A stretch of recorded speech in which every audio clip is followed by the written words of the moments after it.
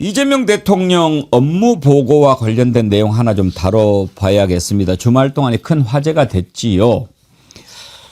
특히 인천공항공사 사장 이학재, 우리 국민들이 다 봤는데 몇 가지 점에서 놀랐어요. 저렇게 모르면서 사장을 한다고? 거기에서 첫째 놀랐고, 두 번째는 뭐 하던 사람이야? 라고 봤더니 삼선 의원을 했더라고요. 야, 삼선씩이라 했는데 저렇게 엉터리야? 이렇게 놀랐어요. 아니나 다를까 오늘 아침에 한 번 더 놀래키더라고요. 자기 짓을, 자기가 했던 그 멍청한 짓을 반성하기는커녕 이제 정치적으로 반격을 하고 나서더라고요. 참 가관입니다. 이런 사람은 정말 안 됩니다. 절대 안 돼요. 일단 그 장면부터 한번 다시 봅시다. $10,000 이상은 못 가져가게 돼 있고 못 나가게 돼 있고, 그런데 그거를 사실은 $10,000불이라고 해봐야 요만한 한 뭉치잖아요. 예. $100짜리로. 이거를 수만 달러를 가지고 나간다. 예. 그런데 뭐 책갈피에다 끼고 나가면 안 걸린다. 그런 주장이 있던데. 예. 그 실제로 그래요? 예, 저희가 보안 검색하는 것은 유해 물질을 주로 검색을 하고 있습니다. 칼이라든지 총기. 아니 외환 불법 반출을 당연히 해야 되는 거 아니에요? 예, 안 해요? 그러니까 업무 소관이 조금 다르긴 한데요. 저희가 그 업무는 이제 인천공항에서 주로 하는 업무는 아니고 그거 안 한다는 얘기네. 그럼 저희가 이제 그런 것들을 요번에도 저희가 적발을 해갖고 세관으로 넘겼습니다. 제가 물어보는 거 자꾸 뭐 자꾸 옆으로 세지 말고. 예.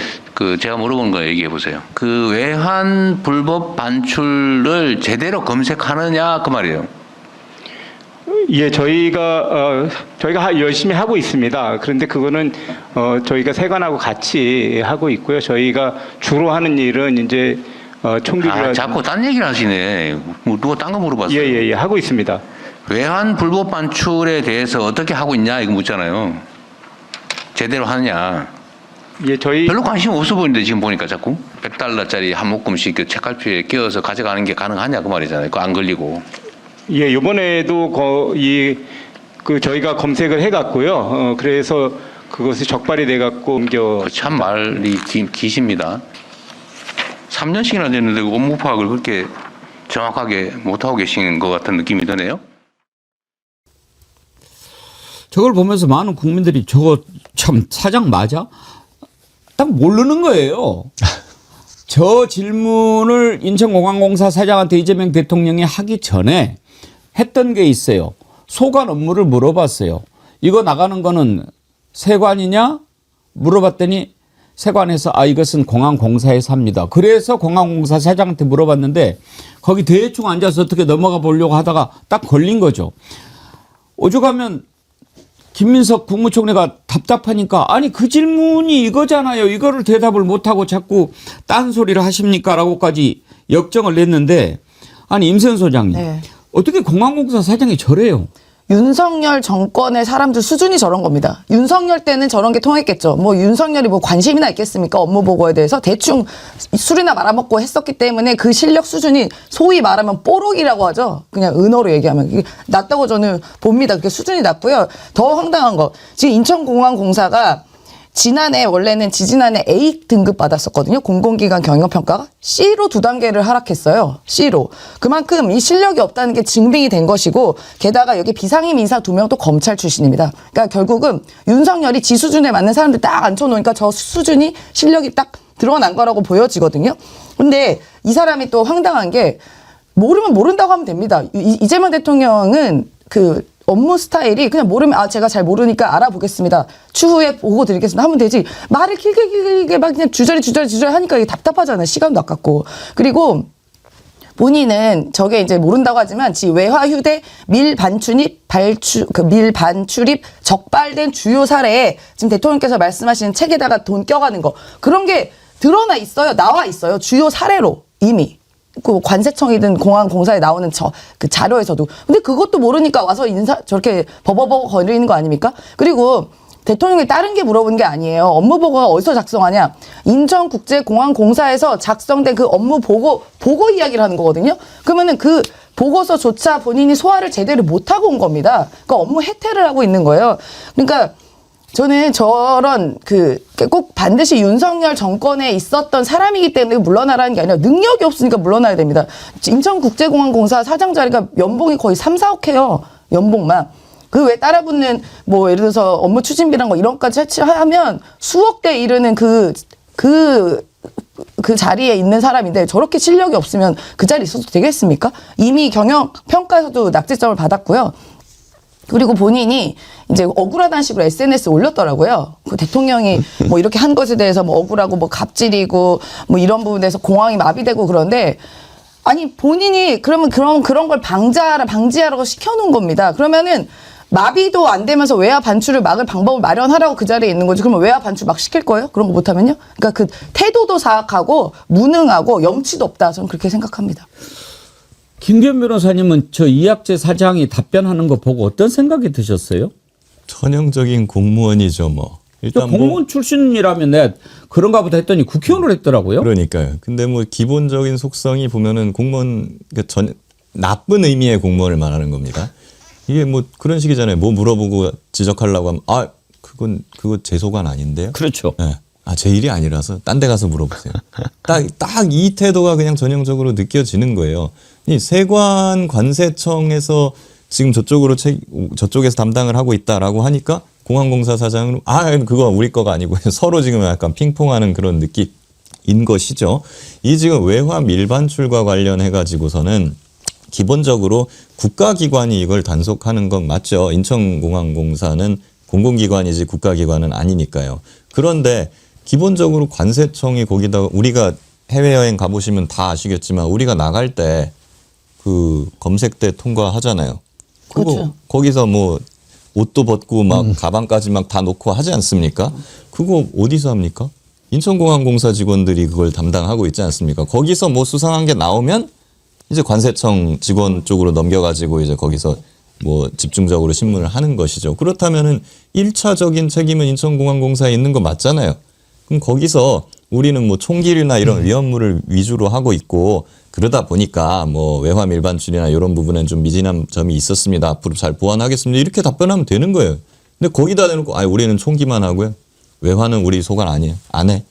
이런 식으로 답변을 해버리면서 지금 연봉을 막 수억 원씩 받아가고 있었단 말입니까? 기본적으로 자격 미달이죠, 이거.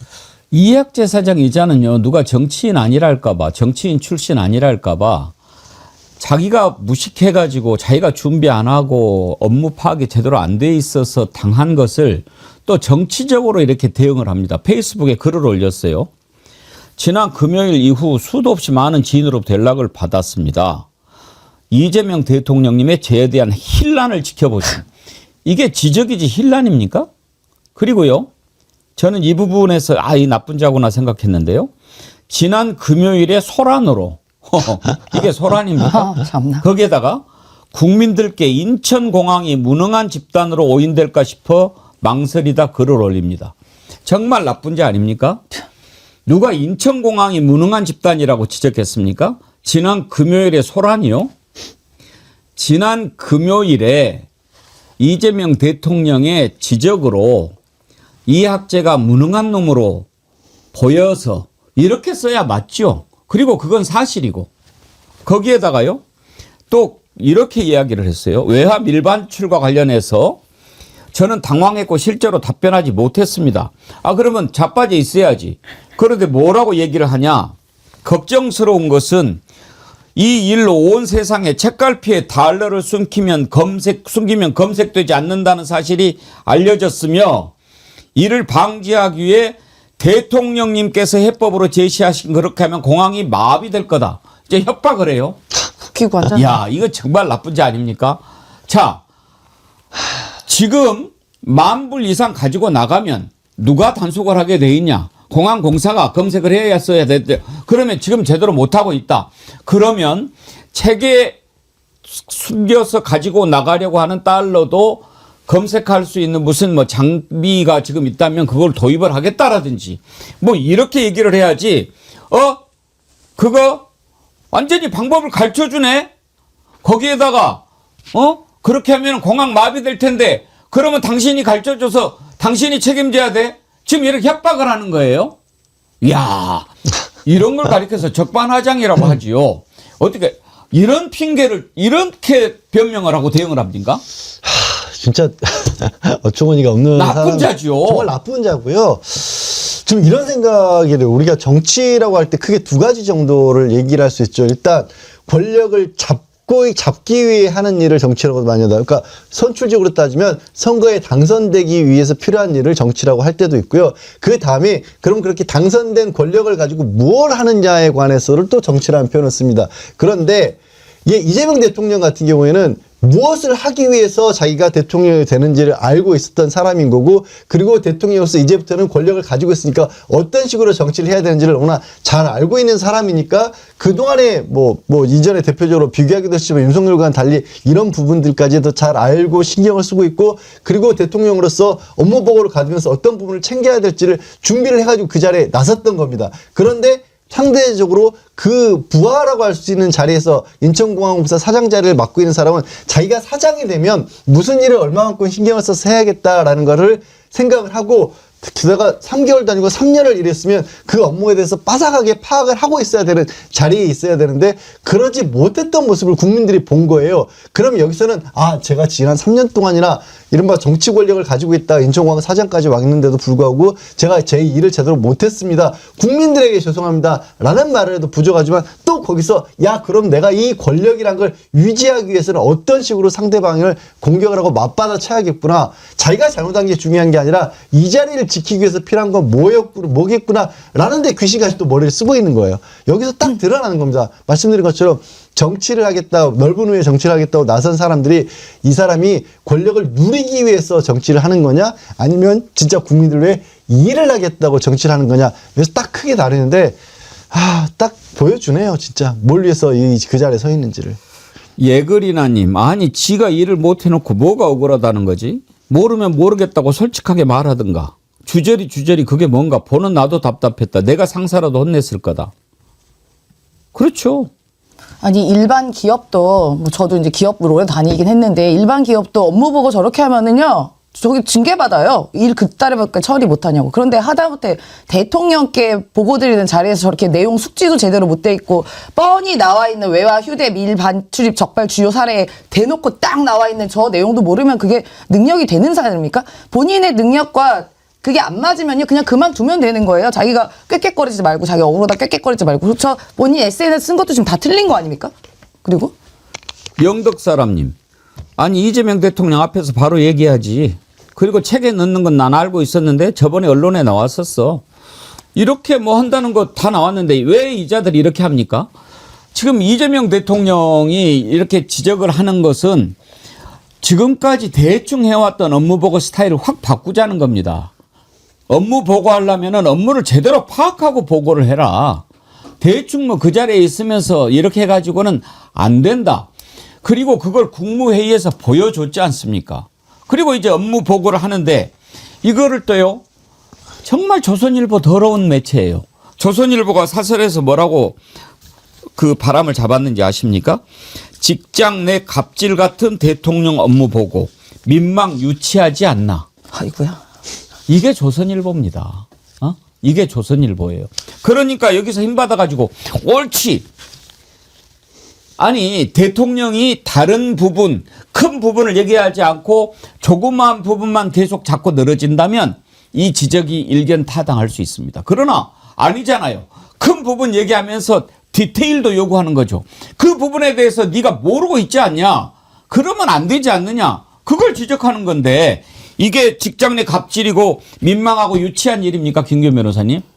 아니 지금 불법 외화 밀반출에 대해서 대통령이 지적을 하는 게 직장 내 갑질인가요?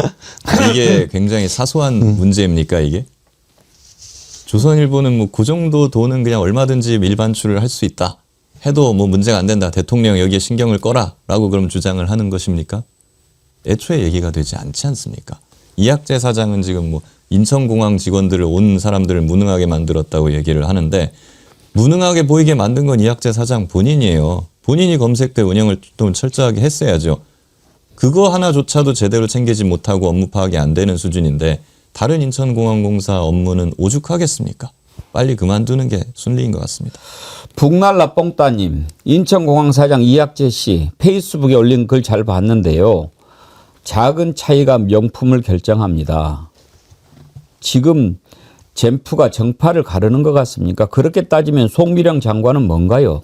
당신의 무능함을 SNS에 올린 것 같소만 그러셨는데요. 적어도 어떤 기관장을 맡고 있으면 그 기관에 대해서는 파악을 해야죠. 뭐를 물어봐도 대답을 할 수 있는 준비가 돼야지요. 평소에는 그냥 돌아가더라도 예를 들어서 대통령 앞에서 업무 보고를 한다. 그러면 마음가짐이 달라야죠. 다시 자료도 찾아보고 꼼꼼하게 준비하고 이 부분에 관해서는 나보다 더 잘하는 사람이 없다. 이런 자신감을 갖고 나가야 대답할 수 있는 거예요. 아주 인상적인 장면 하나 있어요. 변상문인가? 이 식량정책관이요. 농산부에.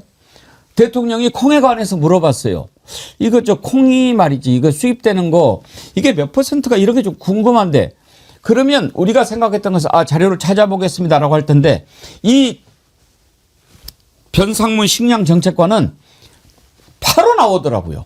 바로 그것이 공직자의 기본 자세 옳시다. 한번 보시죠. 콩을 수입을 하는데 수입되는 게 대체적으로 얼마고 그중에서 유전자 조작된 건 얼마, 안 된 건 얼마 이걸 좀 알고 싶어서요. 예. 콩은 그 체유용으로 100만 톤 수입되고요. 전부 GMO라고 보시면 되겠습니다. 체유용 기름 예, 짜는 콩기름 짜는 겁니다. 네. 그 외에 뭐 예를 들면 두부도 만들고 하잖아요. 예, 식용은 난 GMO입니다. 그래요? 예. 고침이 없잖아요. 아니, 준비가 돼 있으니까. 아니 근데 저 장면이 되게 돋보이는 게 아니라 원래 저렇게 해야 되는 거예요. 그렇죠. 저게 기본인 거예요. 저렇게 하는 기본. 저분이 기본이고 이학재 같은 사람이 비정상인 겁니다. 윤석열 땐 통했겠죠. 저런 게. 그냥 어버버 해도 지나가는 게. 그러니까 윤석열 때 얼마나 편했겠습니까? 업무 보고 한다고 딱 그러는데 한 5분 이야기하면 지가 55분 떠들고 자 이제 한잔 하지 하고 가버렸으니까 이 일을 할 필요가 뭐가 있어요? 준비를 할 필요가 뭐가 있어요? 지금 이제 모든 저가 내란 잔당들 다 정리하고 있고 또 헌법 준수 TF까지 가동이 돼서 내란 부역자들을 찾아내서 단죄를 하고 있는데 그중에서 좀 약했던 부분이 국방부가 아니었나 싶어요.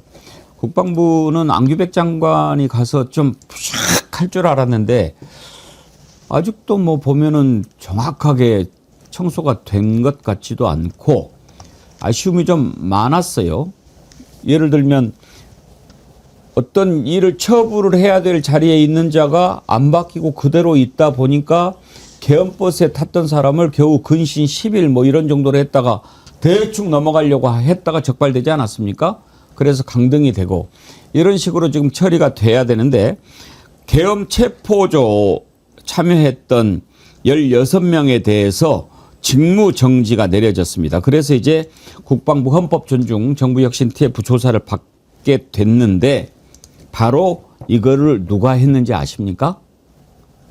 박정훈 대령입니다. 그래서 사람 잘 뽑아야 되는 거예요. 박정훈 대령이 지금 국방부 조사본부 책임을 맡고 있잖아요. 그러니까 그냥 이렇게 하는 겁니다. 사람을 적재적소에 심는다는 거 이게 바로 세우는 것의 첫 번째입니다. 어제 국방부 대변인 발표를 한번 들어보죠. 국방부 조사본부에 제기된 의혹과 관련해서 국방부 조사본부 차장 직무대리 박정훈 대령은 관련자 16명에 대해서 오늘 12월 16일자로 직무정지를 하고 분리조치된 상태에서 헌법 존중 TF의 조사를 받도록 조치했습니다.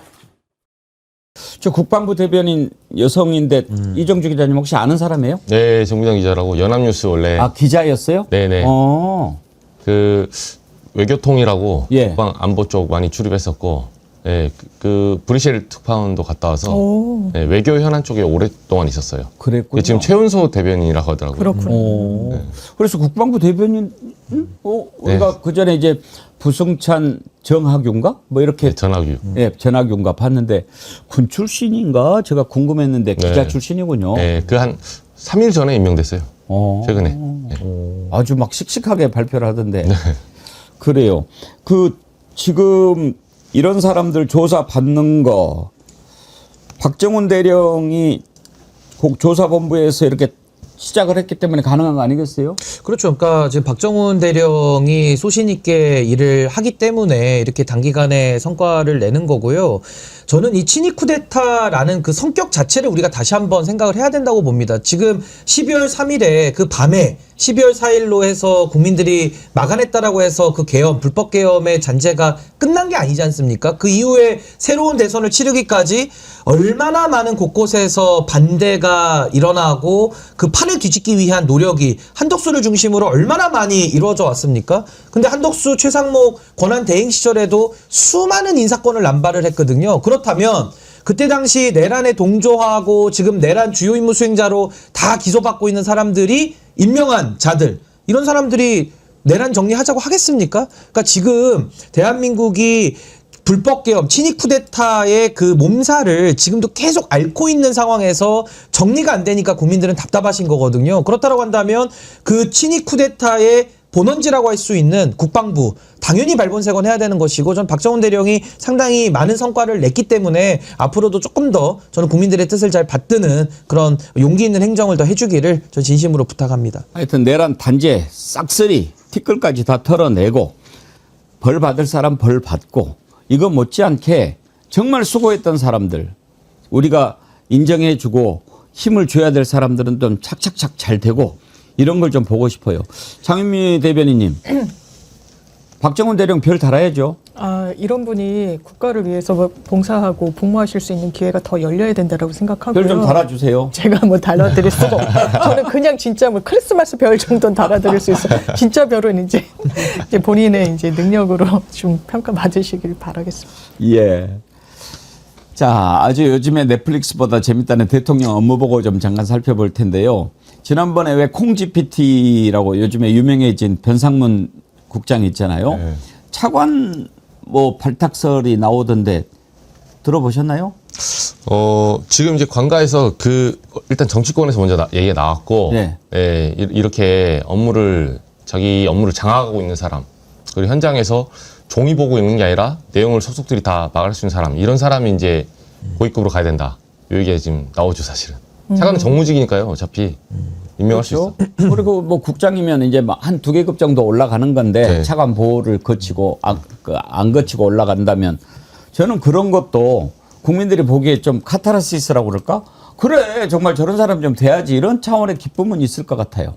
그러니까 이게 참 윤석열 후관데 너무 나라를 망쳐놔서 맞아요. 사실은 우리 변상문 국장님 훌륭하신 분인 건 맞고, 참 대답도 너무 잘하시니까 이제 콩 GPT라는 별명까지 국민들이 붙였잖아요.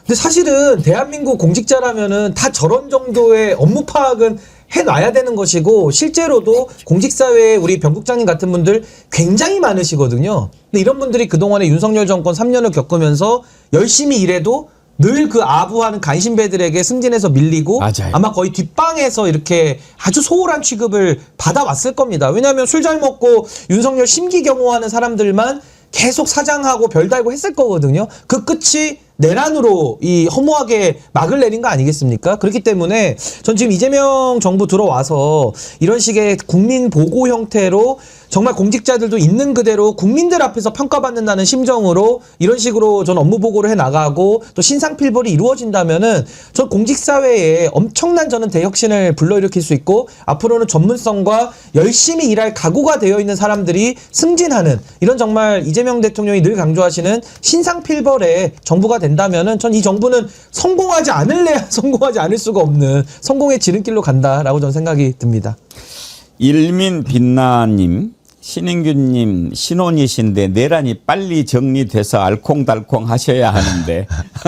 제가 이제 내란 정리되면요 신혼여행을 가야 됩니다. 아직 못 갔기 때문에. 아직도 못 갔지요. 네, 지금 밀어놓고 오. 있습니다. 정리되면 내란 갈 겁니다. 정리된 이후에. 예. 알겠습니다. 어디 가는 거는 정해 놓으셨나요? 뭐 얘기는 하고 있지만은 예. 그래도 지금 워낙 지금 현실 자체가 하나하나가 살얼음판으로 한 고비 넘으면 또 한 고비가 오고 있기 때문에 조금 더 이런 일들이 좀 정리되면 제가 마음 마음 놓고 좀 다녀오려고 계획하고 있습니다. 근데요, 마음 먹으면 빨리 가세요. 왜냐하면 또 뭐 하면 뭐 해야지 했다가 또 무슨 일이 생기면 못하고 그러다가 네.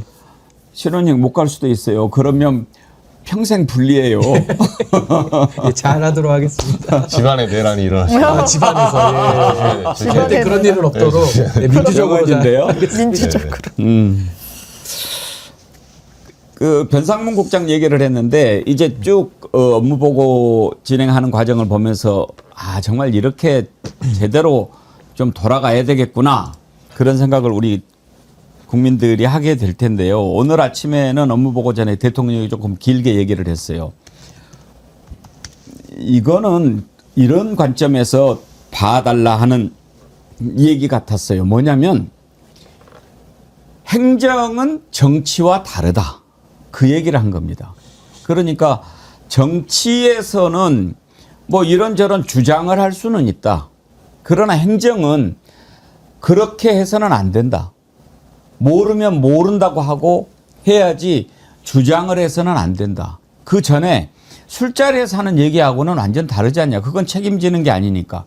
그러나 이거는 국민에게 바로 영향을 미치고 책임을 져야 되는 그런 거라서 업무 보고에 임하는 자세가 필요하다. 이걸 강조를 하면서 지난번에 이제 그 부분을 콕 집어서 얘기하지는 않았지만 비판을 한 것 같아요.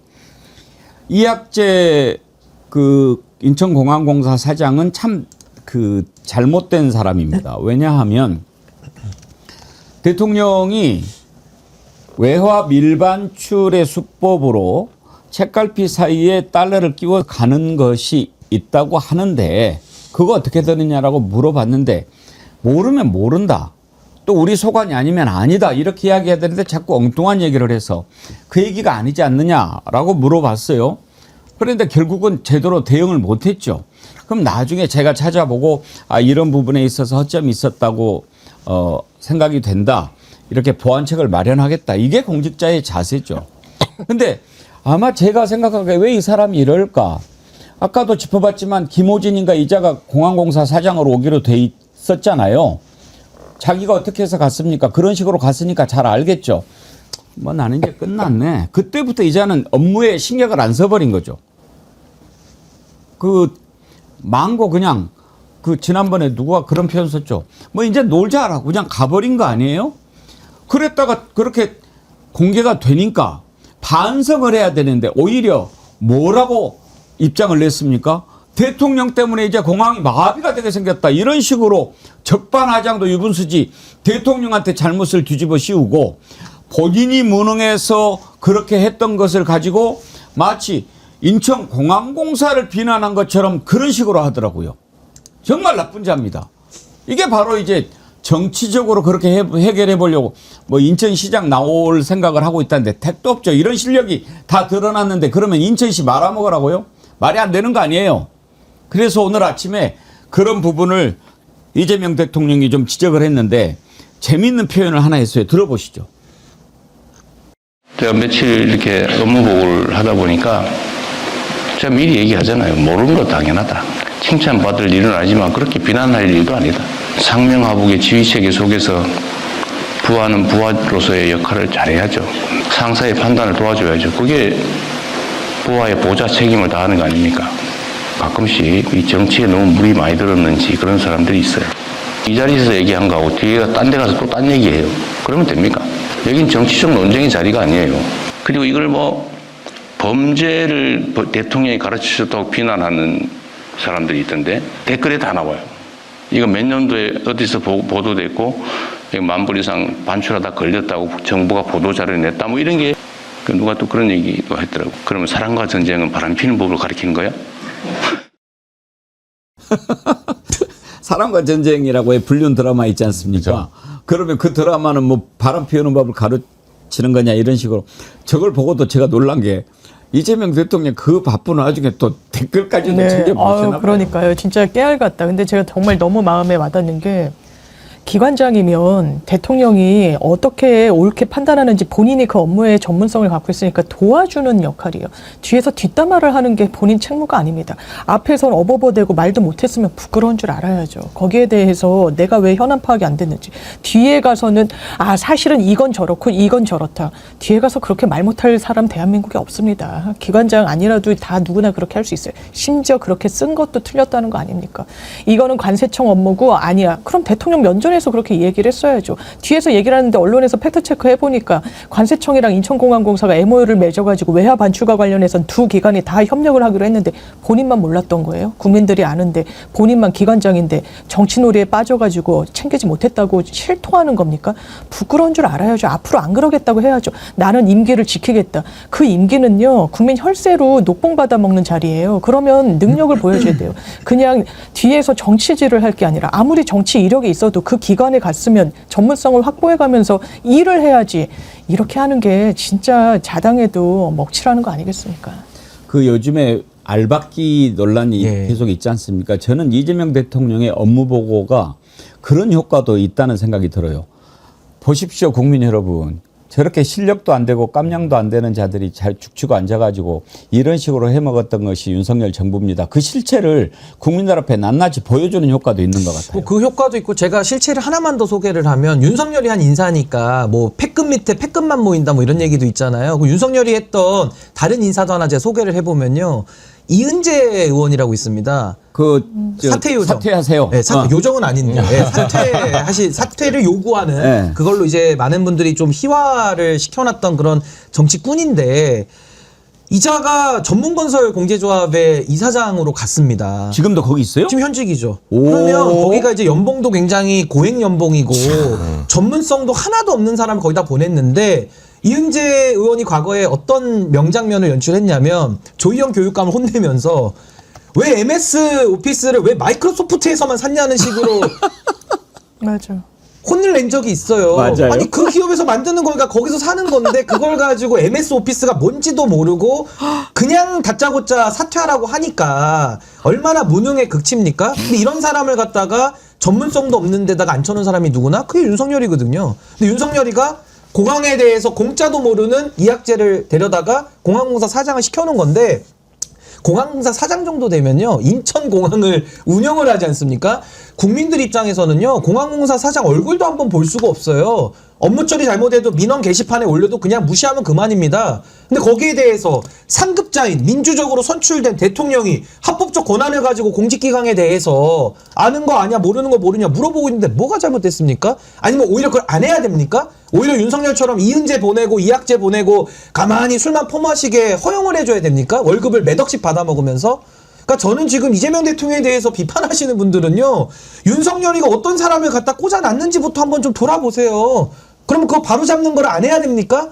그 내란범들이나 윤석열 편 쪽에서 할 얘기죠. 그러니까 저는 하나회 청산하자고 하면 하나회가 반발하거든요. 그러니까 전 이 상황에 대해서 이재명 대통령의 저 공직기강을 세우고자 하는 저 노력에 대해서 힘을 실어주지는 못할 망정 그걸 비판하는 언론이나 정치인들은 정말 윤석열과 한편이라는 선언하는 거에 저는 다름 아니다. 저는 그렇게 봅니다.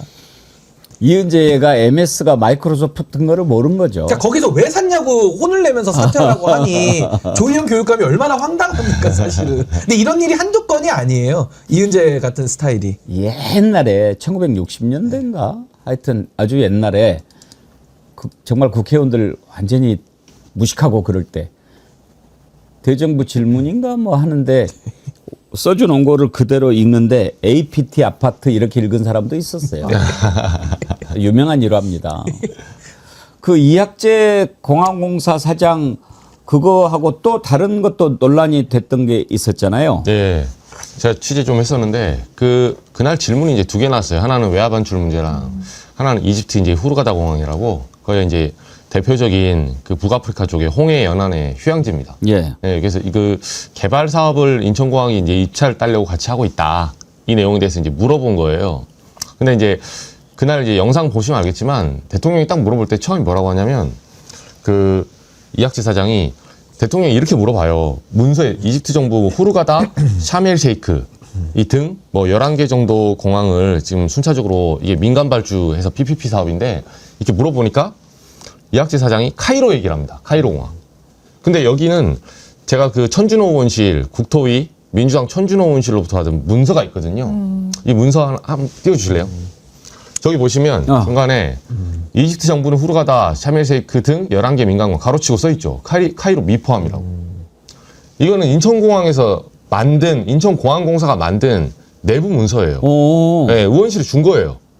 의원실에 준 거란 뭐냐면. 그럼 이학재는 저걸 보지도 않은 거예요?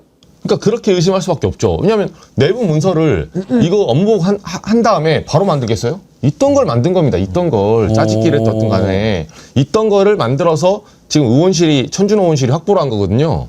그래서 제가 취재를 해서 이걸 지금 받아냈는데 저 괄호 쳐지고 카이로 미포함이란 거는 사장이 모를 수가 없어요. 이 문서를 봤다면. 근데 카이로 얘기를 하니까 이재명 대통령이 잘라요. 아니 그 카이로 얘기하는 게 아니다. 네, 카이로 아니 나와 있지 않냐 미포함이라고.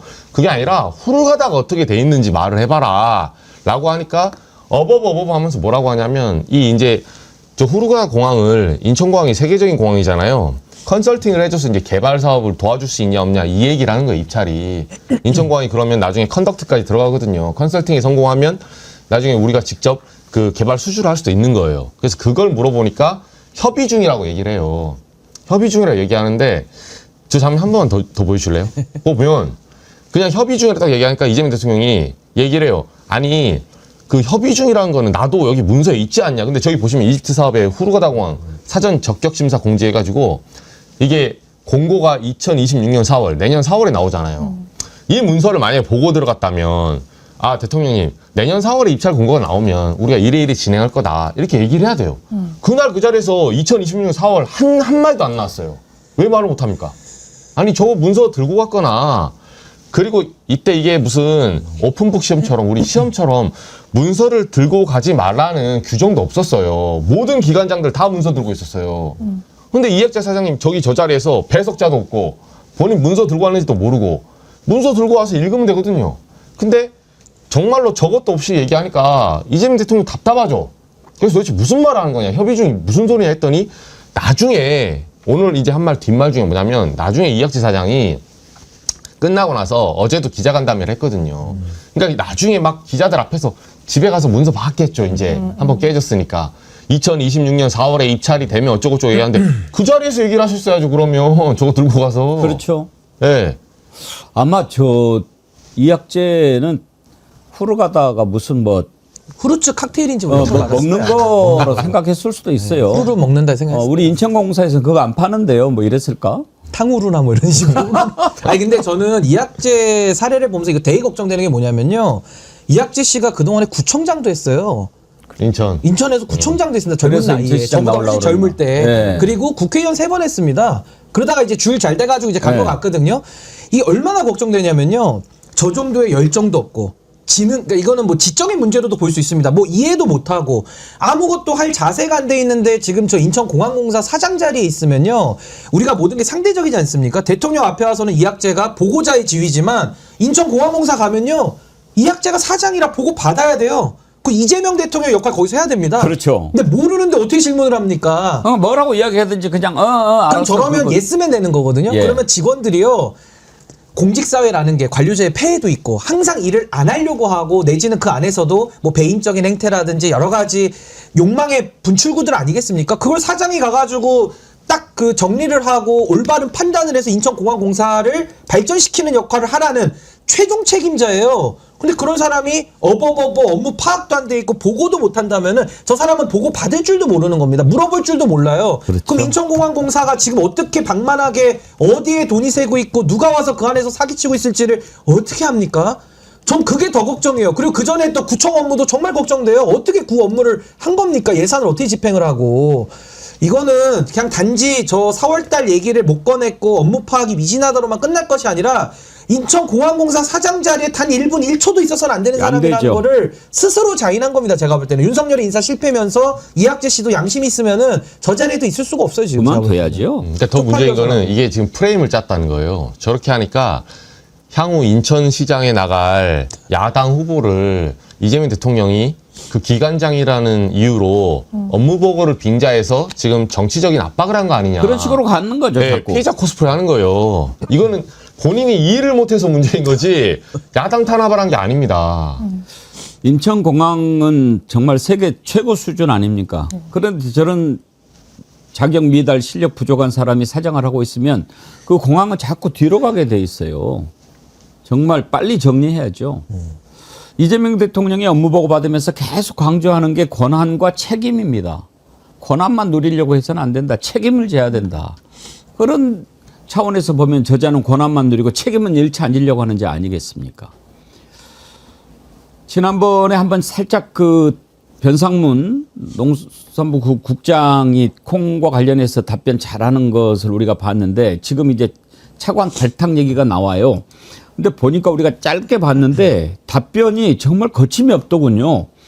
그러니까 물론 자기 분야에 있어서는 확실히 알아야 되지만 그것도 저같이 숫자가 약한 사람은 이 숫자를 이렇게 막 보면서 해야 될 거예요. 그런데 다 머릿속에 들어있어가지고 그 뒤로도 이재명 대통령이 몇 가지 질문을 툭툭툭툭 던져봤는데 다 대답하더라고요.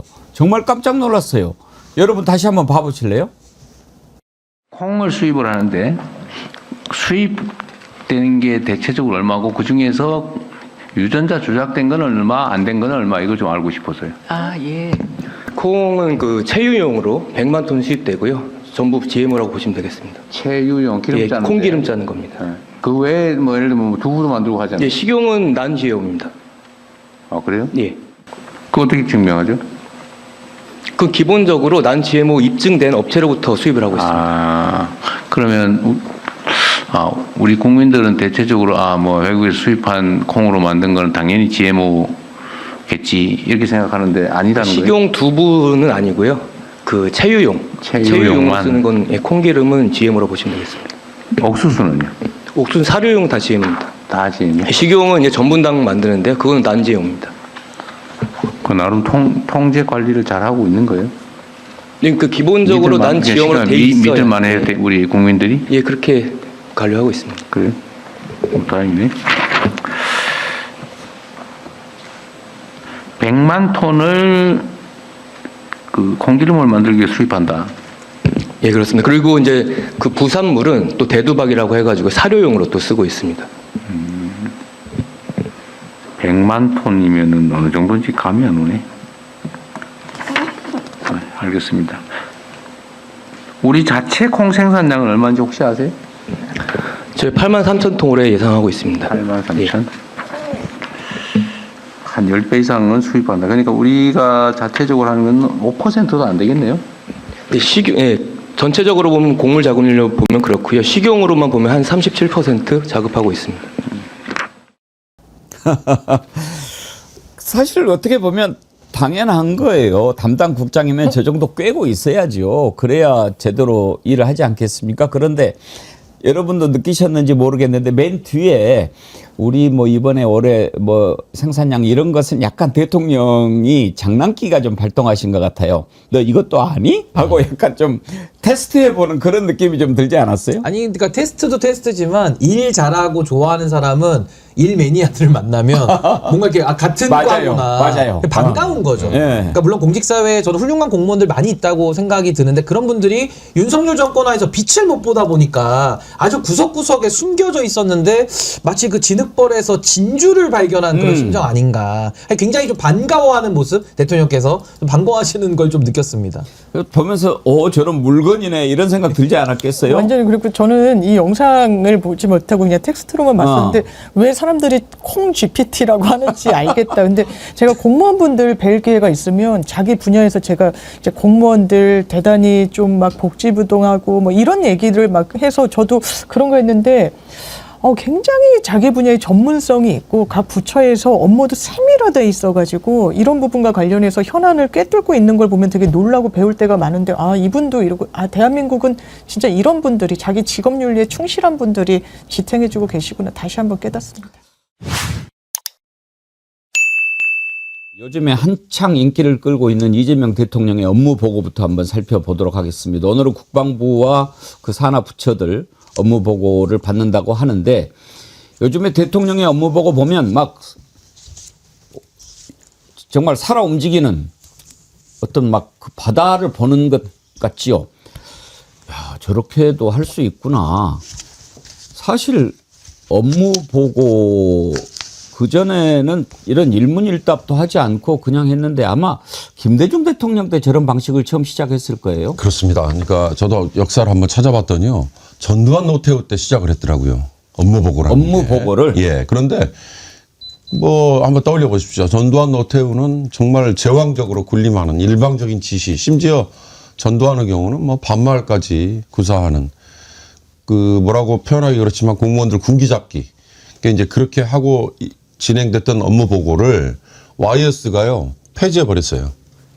이거 전형적으로 제왕적 군림이다. 그래서 YS가 폐지해 버렸는데 그걸 DJ 대통령이 부활하면서 지금 앵커께서 말씀하신 것처럼 공개를 했어요. 그러니까 일부 공개죠. 공개라는 건 그 당시에 공개는 뭐겠습니까? 취재 기자가 들어와서 죄송합니다. 모두 발언이나 또는 기타 일부분 이런 정도의 공개였죠.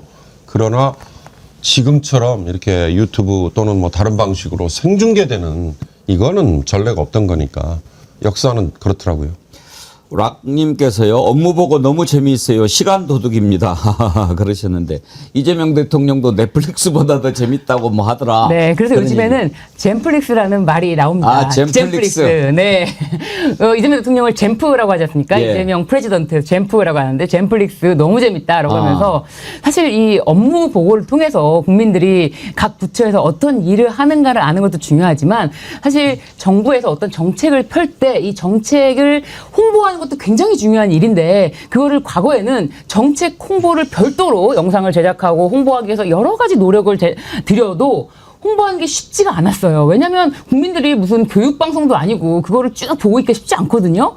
그런데 이 업무 보고라는 형식을 빌어서 우리나라 각 부처에서 어떤 정책을 펴고 있는지 어떤 게 필요한지 아주 구체적으로 대통령이 찍어주니까 사실 우리 국민의 언어, 우리 시민의 언어로 그거를 이해할 수 있을 만큼 계속해서 재차 물어보십니다.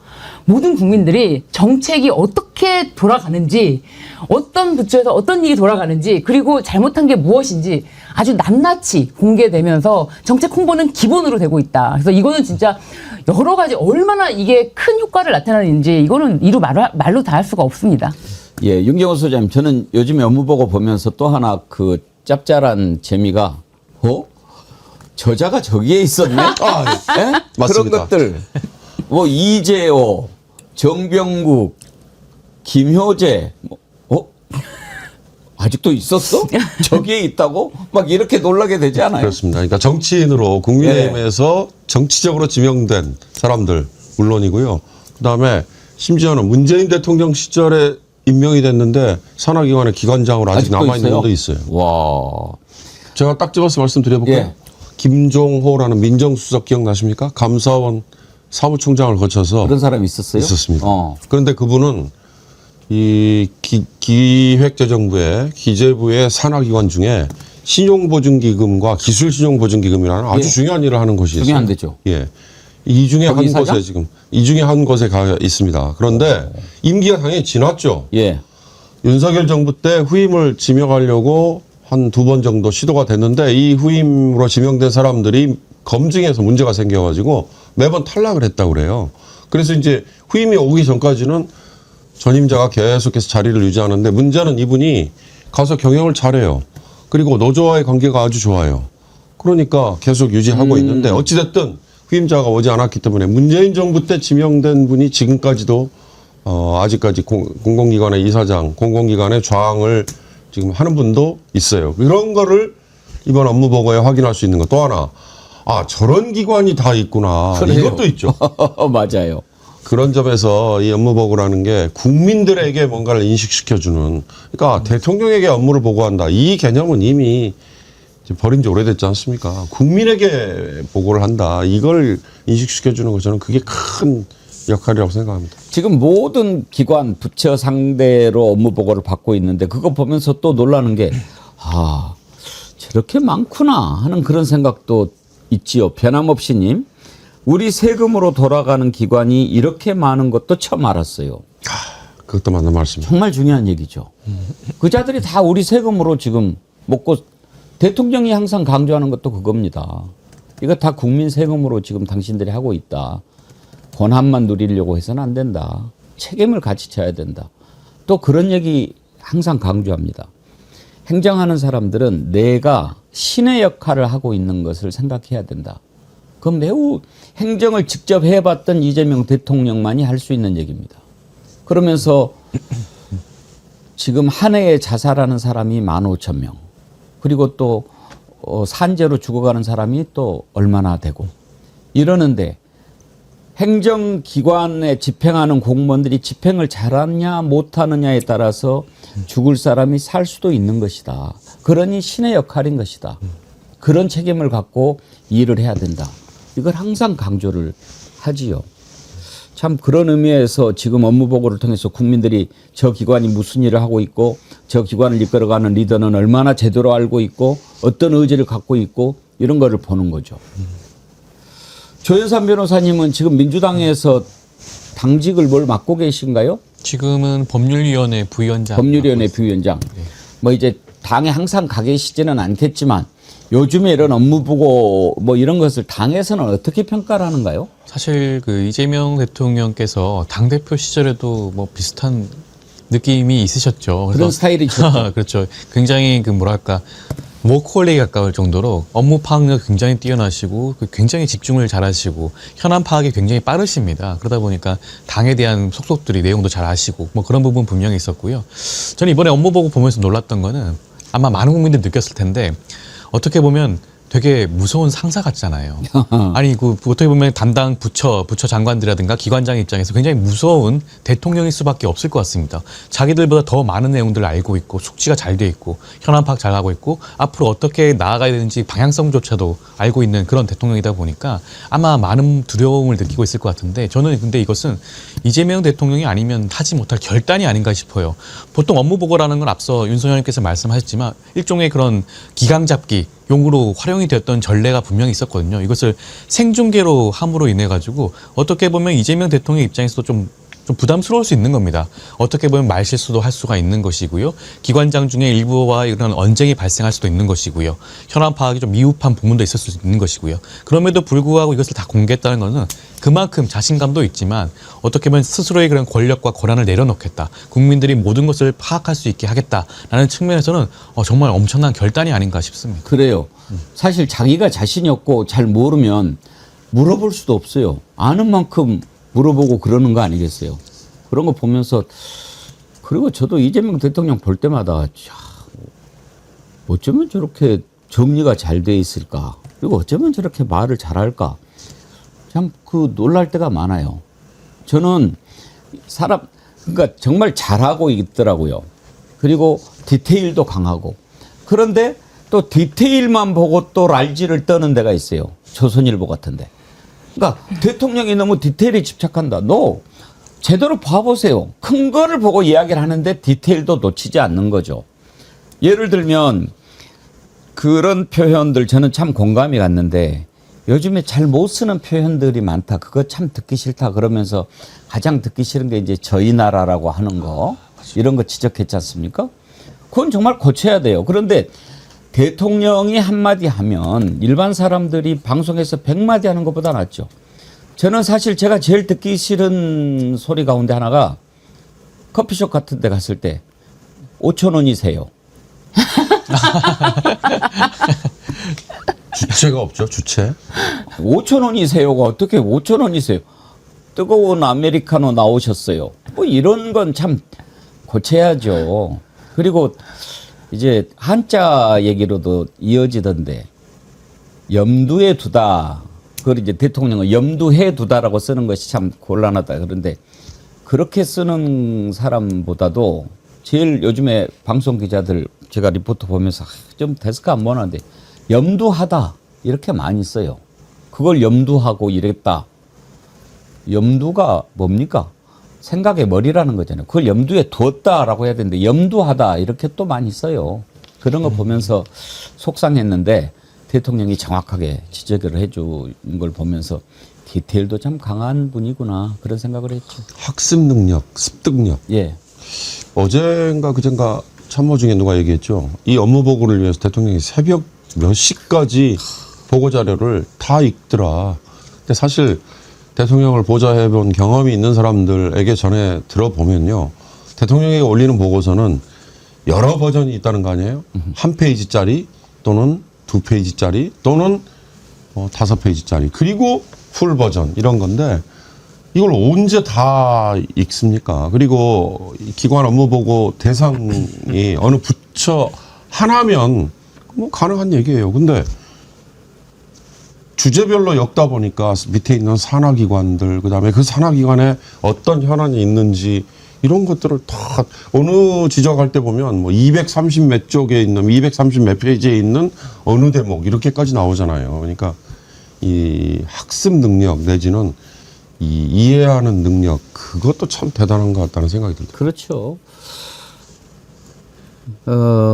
제가 기억하실지 모르겠습니다만 이재명 대통령 딱 돼가지고 내각 인선 앞두고 있을 때 그런 얘기 한 적이 있어요. 여러분 기억하실지 모르겠지만 실력 없고 또 자기가 생각하기에 게으르고 그런 사람은 아예 생각을 하지 마라. 이재명 대통령 보통 사람이 아니다. 대충 뭐 자리 보고 자리 탐해가지고 거기 갔다가는 안 간 것만 못하다. 개박살 날 거다. 그런 얘기 했거든요. 제가 회사를 다니면서 여러 상관들을 모셔봤기 때문에 알아요. 저 사람이 만약에 리더가 되면 같이 일을 하면서 기쁨을 누리는 것보다 괴로움이 더 많을 거다. 이렇게 느끼는 사람, 생각하는 사람도 있고 저 사람이 만약에 리더가 되면 무조건 멀리 도망가는 게 낫다. 이렇게 생각하는 사람도 있어요. 근데 그 사람하고 맞추는 것도 중요하지만 리더가 중요하니까. 그러나 정말 제대로 된 리더가 오면 같이 한번 해볼 만한 능력이 나한테 있는가를 먼저 봐야 돼요. 그렇지 않으면 안 가는 게 맞습니다. 지금 아마 대통령도 보기에 저 자식을 내가 왜 장관을 시켰지 하는 사람이 분명히 있을 거고요. 국무위원들 가운데도 안 했어야 되는데 이런 생각하는 사람 분명히 있을 겁니다. 왜 웃어요? 누구 생각나는 사람 있어요?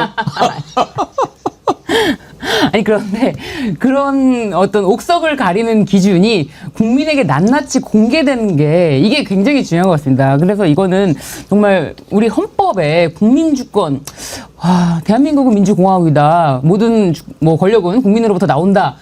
이게 공허한 외침이 아니라는 거를 저도 정말 최근에 들어서야 이거를 실감하고 있는데 많은 국민들도 이렇게 직접 말씀하신 것처럼 저자는 왜 저기 앉아서 저러고 있지? 이런 거를 직접 국민들이 평가한다는 그런 시간이 된다는 것 그게 굉장히 의미 있는 것 같습니다. 한영숙님 요즘 업무 보고 보는 재미가 넘넘 쏠쏠합니다. 우리 이재명 대통령님께서 대통령 안 했으면 어쩔 뻔했을까요? 물 만난 고기입니다. 아주 신나셨더라고요. 60년 평생 처음 경험해보는 대통령입니다. 행복합니다. 그러셨고요. 한왕귀님 정말 국가의 역할이 무엇인지 누구를 위한 정부인지를 일깨워주고 있다는 사실에 국민의 한 사람으로 뿌듯함을 느끼고 자랑스럽습니다.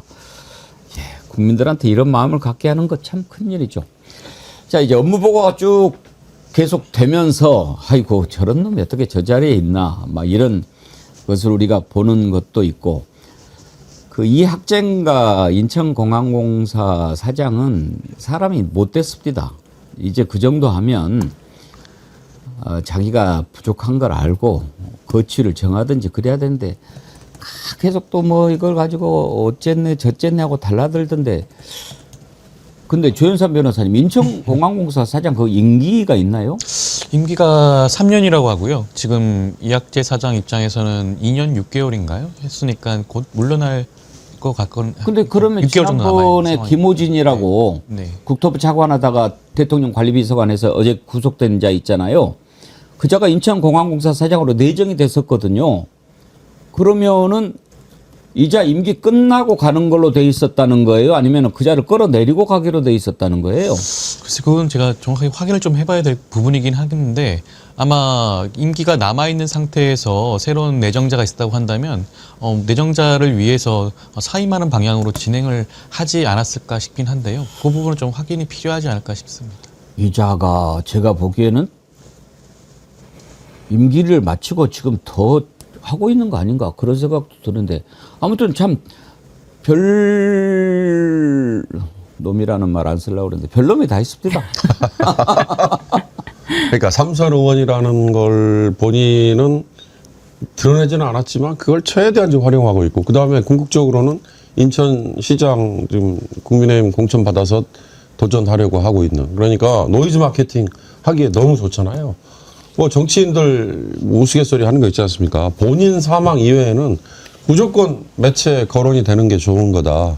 근데 이학재라는 그 존재를 이번에 보여주는 거에는 아마 좋은 기회라고 착각을 하고 있겠죠. 착각. 그러니까 저는 인천 시민들이 그렇게 바보 같은 선택을 결코 하지 않을 거라는 전제하에 드리는 말씀입니다. 오히려 이학재는 이럴 수도 있어요. 지금 당내 경선을 해서 뭐 인천시장 후보가 될 거 아닙니까? 그런데 상대적으로 밀려가지고 지금 어차피 뭐 좀 어려운 상황인데 대통령이 자기를 이렇게 공격하는 것으로 프레임을 딱 짜가지고 내가 핍박받고 있다 이러면서 인지도를 높이고 이재명하고 붙은 사람 이렇게 하면서 오히려 더 유리해졌다라고 판단할 수도 있죠. 그럴 수도 있죠. 전 충분히 그럴 것 같은 게 지난번에도 지선 때 인천시장 후보로 도전을 했었습니다. 그렇기 때문에 이번에도 인천시장으로 나온다는 말이 굉장히 많고 자기 입장에서는 어떻게 보면 인지도를 쌓을 수 있는 그냥 유리한 기회를 맞았다라고 생각을 할 수도 있을 것 같아요. 그러다 보니까 업무 보고 현장에서 제대로 답변 못한 책임은 분명히 자기에게 있음에도 불구하고 SNS를 통해서 그에 대한 반박글을 수차례 올리고 있거든요. 사실 어떤 기관장이 업무 보고에서 있었던 일을 가지고 본인의 SNS에다가 글을 올리고 대통령과 정부를 상대로 반박을 하는 그런 글을 올리겠습니까? 필요한 부분이 있다고 한다면 공식적인 절차를 통해서 뭐 의견을 개진하면 되는 것인데 이런 SNS를 올린다는 것 자체가 본인이 이번 기회를 최대한 적극적으로 활용해서 국민의힘 뭐 극렬 당원들로부터 지지를 끌어내려는 그런 의도가 아닌가라는 생각이 들고요. 그것 자체가 굉장히 심각한 정치 행위가 아닌가 싶습니다. 예. 어제는 석유공사가 도마에 올랐습니다. 석유공사 정말 그런 것이 바로 업무 보고를 해서 우리 국민들이 알아야 될 일 아닌가. 대왕고래 말도 안 되는 것을 윤석열이 해가지고 거기에 5천억인가 갖다 박았잖아요. 참 어떻게 그런 일들을 저지를 수 있을까요? 그래서 대통령이 물어봤어요. 거긴 도대체 어떻게 지금 그 운영이 되는 거냐. 한번 보시죠. 난다고 치고 계산을 했을 때 배럴당 생산 원가가 얼마쯤 될 걸로 추산됐습니까? 물론 생산 매장량에 따라 좀 다를 수는 있겠죠. 네, 그렇습니다. 근데 그래도 계산해 봤을 것 같아요. 네, 계산도 해봤고 정확한 지금 수치는 안 갖고 있는데 개발하려고 했던 무슨 거북등인가 무슨 상어등인가 뭐 있었잖아요. 이거 뭐였죠? 네, 대왕고래. 대왕고래. 고래 그 지역에 추산을 해봤을 텐데 제가 보기엔 별로 재산성이 없어요. 다른 국제 유가에 비교하면. 그죠? 네, 그렇게는 안 들어갈 겁니다. 그러니까 그때 당시 추산해 봤냐고 내가 묻잖아요. 근데 그런 계산은 안 해봤어요? 예. 그런 걸 계산 당연히 했을 것 같아서 물어보는 거예요. 예, 근데 변수가 많아서 그런 거 계산이 의미가 크게 없을 것 같습니다. 그 계산 안 해봤다는 얘기예요?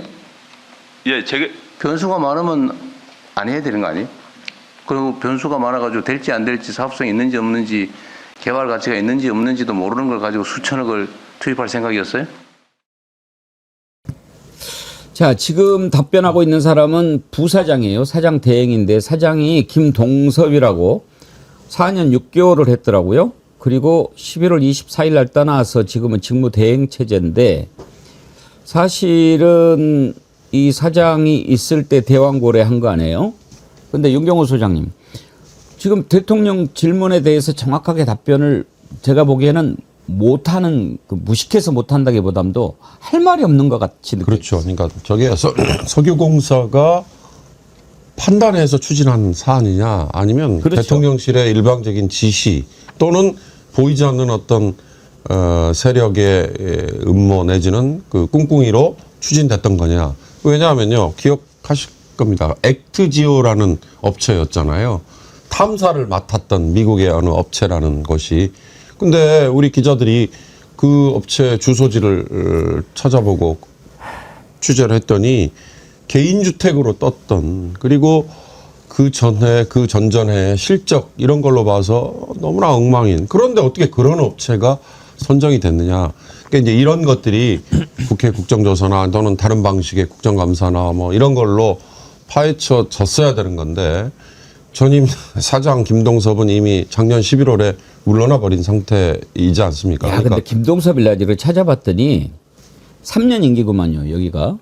가지고 작년 7월에 임기가 끝났는데. 끝났습니다. 윤석열이 대왕고래 프로젝트를 추진하면서 임기를 1년 연장시켜줬네. 그래가지고 1년 더 해먹고 그다음에 윤석열 탄핵되고 그러니까 물러났네요.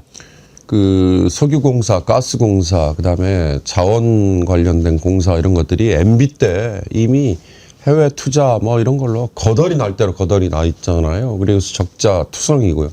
그래서 문재인 정부 때 들어서 전문가들을 그쪽 분야의 전문가들을 사장으로 앉혀서 뭔가 다른 모색을 해보려고 하는 그 노력의 일환이었을 겁니다. 아마 김동섭이라는 그 전임 사장은 이쪽 분야의 전문가로 영입이 됐던 사례였던 건 분명해요. 그런데 이제 임기 지나고 말씀하신 것처럼 더 추가로 남아 있으면서 이 대왕고래 사업의 꼭두각시 노릇을 고스란히 했던 거죠.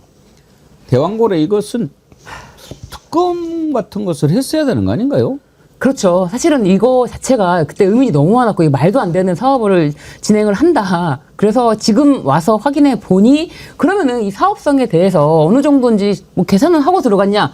그 자체를 계산도 안 하고 이걸 해야 된다라는 것 때문에 그냥 한 거지 아무런 계산도 안 해보고 들어갔다는 거 아닙니까? 그럼 말씀하신 것처럼 이것에 대해서 왜 했는지를 파본다면은 이거는 분명히 이 과정에서 뭐 조직적으로 어떻게 지령을 받고 한 것이 드러나지 않을까. 사실 지금 국토부 차관이죠. 차관도 지금 구속되지 않았습니까?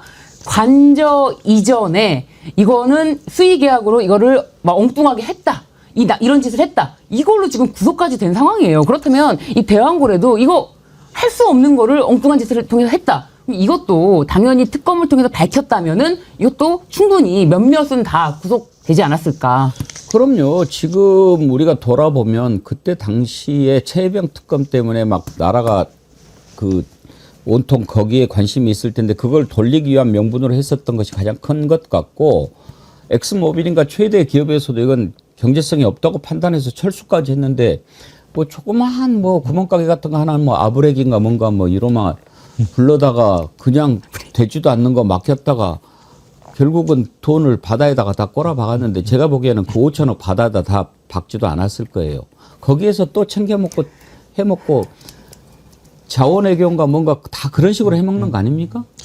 지금까지 드러난 여러 가지 의혹과 사건만 봐도 윤석열 정부가 과연 제대로 된 자금 집행을 했을지가 의문이죠. 방금 말씀하신 것처럼 뭐 5천억 원이라고 하는 큰 돈이 들어갔는데 그 돈 제대로 사용이 되었을까 싶습니다. 아마 일정 부분 문제가 있는 그런 소지가 있지 않을까 싶고요. 앞서 말씀하신 것처럼 저는 이 부분도 그 수사가 반드시 필요한 부분이라고 보여지는 것이고요. 특검이 필요하다고 한다면 특검도 충분히 그런 여지를 열어둘 필요가 있지 않을까 싶습니다. 이것은 사실 너무나 시간을 끌게 된다고 한다면 사건의 실체에 접근하기 힘들 수도 있거든요. 조속히 빨리 진행하는 것이 옳지 않을까 싶습니다. 워낙 내란이 커가지고 지금 내란 특검 뭐 이것 하는 것이 중요해서 미뤄졌지만 이것도 반드시 밝혀야 할 의혹 중에 하나입니다.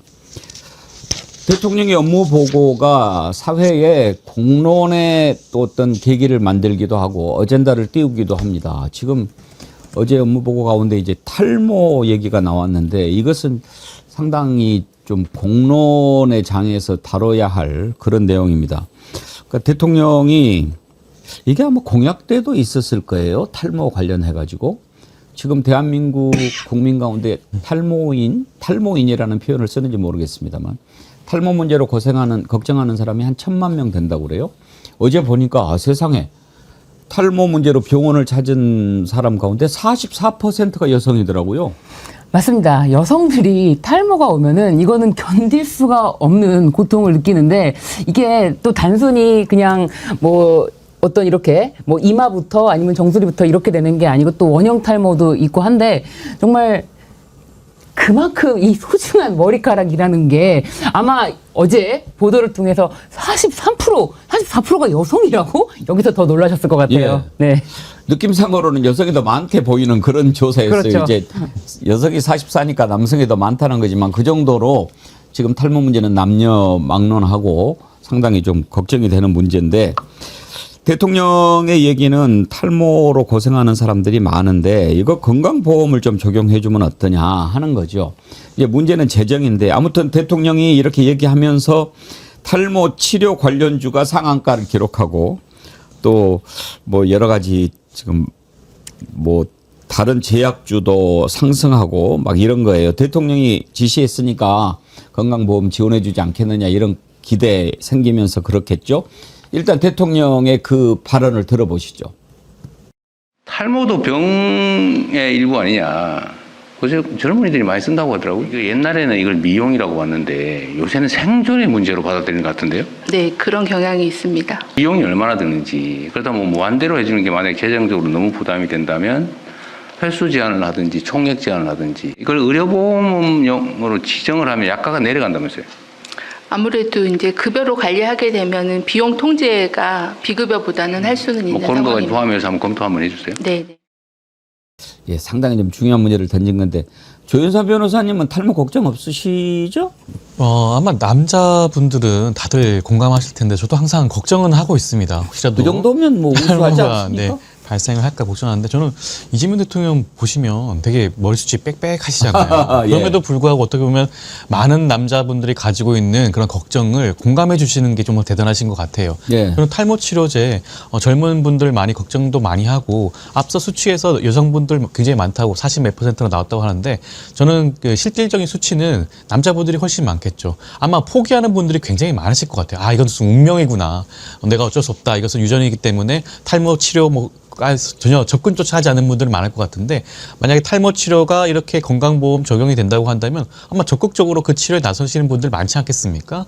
저는 이 부분에 대해서만큼은 여러 가지 건강보험 재정 문제 포함해서 한번 검토해 볼 필요성이 있지 않을까 싶습니다. 대통령이 하는 것이라면 무조건 다 반대하는 국힘당 같은 경우에도 어제 유튜브 댓글에 그런 게 올라왔어요. 한동훈 이걸 어떻게 반대하지? 제 남편은 탈모 치료제 꾸준히 복용하고 있습니다. 이거를 그래요? 복용하면서 정말 이 탈모 방지에 탁월한 효과가 있구나. 이거는 임상적으로 입증이 된 거구나. 그러면서 그거는 하루에 한 번인데 야, 다른 거는 다 잊어도요. 그거 먹는 거는 절대 잊지 않습니다. 네. 윤경호 소장님은 관심이 좀 있으시죠? 아유, 저는 이미 약을 복용하고 있어요. 예, 그런데 제가 복용하는 약은 지금 아까 정은경 장관이 얘기한 것처럼 건강보험 급여 대상이 아닙니다. 그러니까 비싸요. 이제 그게 현실이에요. 그런데 저는 이건 대통령이 아까 앵커께서 사회적 아젠다를 만들었다, 이렇게 던졌다, 이렇게 말씀하셨는데 이걸 건강보험 쪽에 관여하는 분들, 그 다음에 복지부, 그 다음에 그 이외에 산업적으로 연관된 분들이 얼마나 많이 고민하겠습니까? 이제 과연 대통령이 이렇게 얘기한 게 방향이 딱 정해져 버리는 거, 이게 맞는 건가? 그 점에 대해서는 저는 약간 좀 비판적인 생각을 가지고 있습니다. 그러니까 좀 더 심하게 말씀드리면 만기칠남이라고 이제 비판하는 분들도 있잖아요. 그럴 만한 사안을 이건 뛰어넘는 거다. 왜냐하면 적용되는 사람이 많으니까. 그렇다면 제가 할 말은 없는데 다른 사안들도 아마 충분히 여기에 버금가는 사안도 있을 수 있을 것 같아요. 그래서 결론은 뭐냐. 전문가들에게 조금 더 맡겨놓고 그 전문가들이 어떤 의견을 도출을 해내는지에 대한 가지고 공론화 단계로 가보면 어떨까. 그렇지 않고 대통령이 무조건 이거 하세요라고 해버리면 방향이 처음부터 정해지잖아요. 그거는 과연 옳은 걸까 하는 생각을 조금 하긴 했었습니다.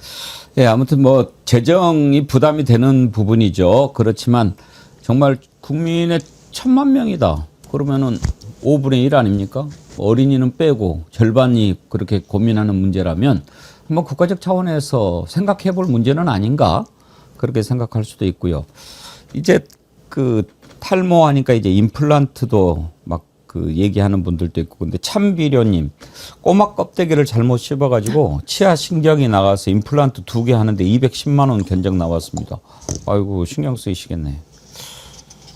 임플란트 2개 210만 원. 임플란트도 사실 나이 드신 분들은 또 신경 쓰는 부분이죠.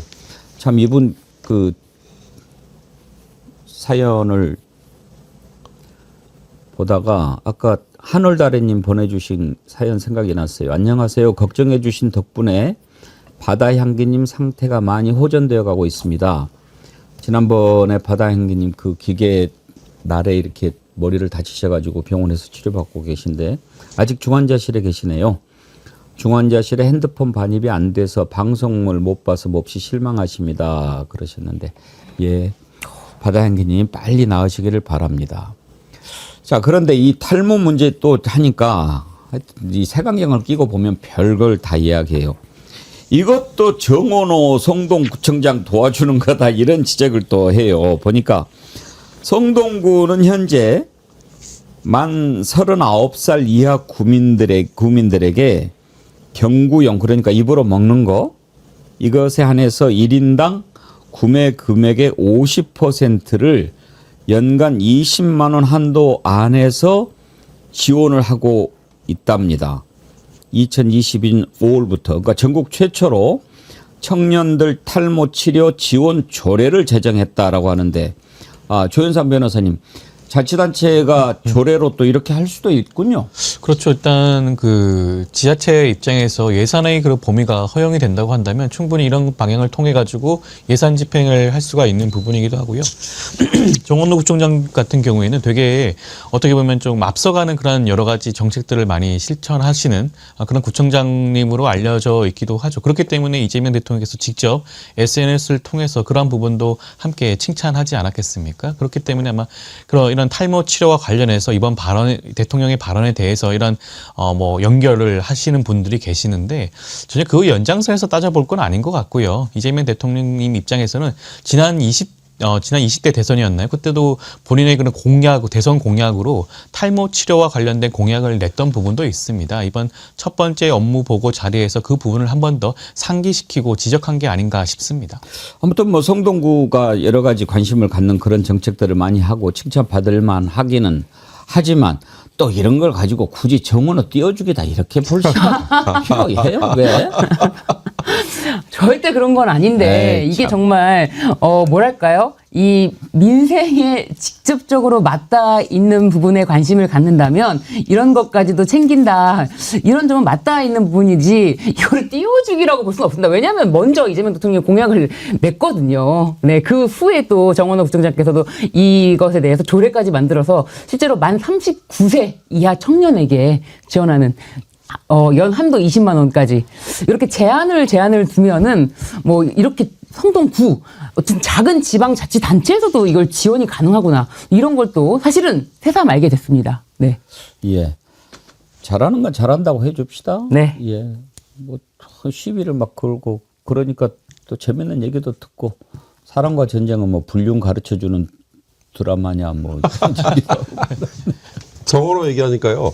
요즘에 그 버스 정류장에 예. 엉덩이 따뜻하게 앉을 수 있는 의자. 대기. 예. 예. 그 전기 장치로 이제 물론 하는 건데 그 아이디어가 최초 발안자가 정원호입니다. 허허. 그러니까 정말 일 잘하는 구청장으로 여러 가지 칭찬을 받는 건데 사실 뭐 그렇다고 정원호 밀어주기 그거는 제가 봐도 좀 무리한 얘기인 것 같습니다.